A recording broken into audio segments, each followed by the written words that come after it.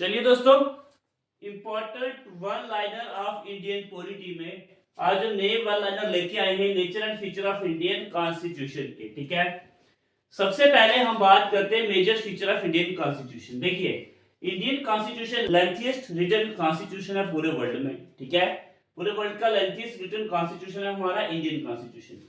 और second point में ये है derived from the various constitution, अलग अलग कंट्री के कॉन्स्टिट्यूशन से लिया गया है। And government of India act 1935 से भी कॉन्स्टिट्यूशन को डिराइव किया गया, वहां से भी लिया गया। ओके, तो हमारा इंडियन की बात करें, पार्लियामेंट फॉर्म ऑफ गवर्नमेंट है और उसके बाद ये पार्शियली रिजिड भी है एंड पार्शियली फ्लेक्सिबल भी है। इसका मतलब है कि अगर इसकी अमेंडमेंट की बात करें तो सिंपल तरीके से भी हो जाती है और किसी बिल पे स्पेशल मेजोरिटी भी चाहिए होती है। ठीक है, कुछ ऐसे प्रोसीजर्स होते हैं जिसमें सिंपल से हम क्या कर सकते हैं, अमेंड कर सकते हैं। ठीक है, लेकिन कुछ क्या होते हैं, जो कुछ बिल होते हैं उसके लिए स्पेशल मेजोरिटी की जरूरत होती है। ठीक है, तो इसीलिए इसे partially rigid and partially flexible भी कहा गया है। ठीक है, उसके बाद देखिए next point, basic reason of vastness. हमारे कॉन्स्टिट्यूशन का इतना बड़ा होने का बेसिक सा रीजन क्या है दोस्तों, single constitution for both union and state.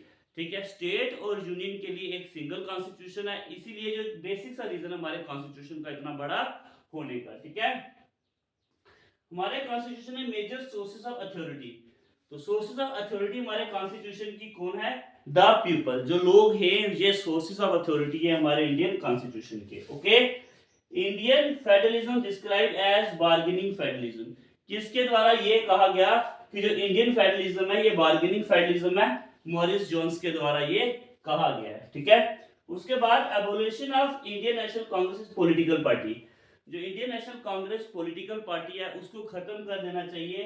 ठीक है, ये एडवाइस किसने दी कि इंडिपेंडेंस के बाद, आजादी के बाद इसको पॉलिटिकल पार्टी नहीं रहनी चाहिए, ये खत्म कर दो इसको। ठीक है, ये किसने कहा, तो ये एडवाइस दे दी गई थी महात्मा गांधी जी के द्वारा। महात्मा गांधी नहीं चाहते थे कि आजादी के बाद इंडियन नेशनल कांग्रेस जो है ये पॉलिटिकल पार्टी रहे, इसको अबोलिश करने की एडवाइस दे दी गई थी महात्मा गांधी जी के द्वारा। ठीक है, तो ये इंपॉर्टेंट पॉइंट, उम्मीद करता हूँ आपको ये सारे समझ में आ गए होंगे। रोजाना वन लाइनर जो है वो अगर आपने देखने हैं, चैनल को सब्सक्राइब कीजिए।